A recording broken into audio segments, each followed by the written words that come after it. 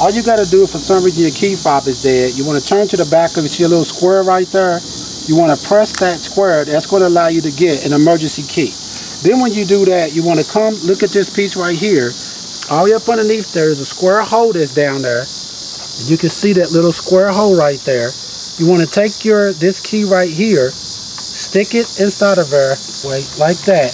And once you do that, this will pop off. And now what you could do is take your key right here to get into your door in case your door is locked. So once you do that, you want to go ahead and put this back on just by lining it up and popping it back on like that. And once you got that done, now what you're going to have to do is come inside your vehicle. I'm going to show you what to do next. Alright, so once you come inside your vehicle, now you want to take your key fob.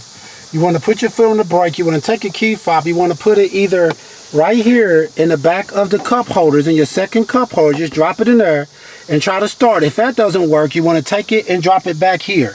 On different Buick vehicles, it may be in different locations, but normally it's either going to be in the back cup holder in your middle console or back here in the middle console. So just try that spot first. If it doesn't work, just put it back here. And like I said, put it back there. You're going to put your foot on the brake. And then what you're going to want to do is go ahead and press your start button. And it should start your vehicle.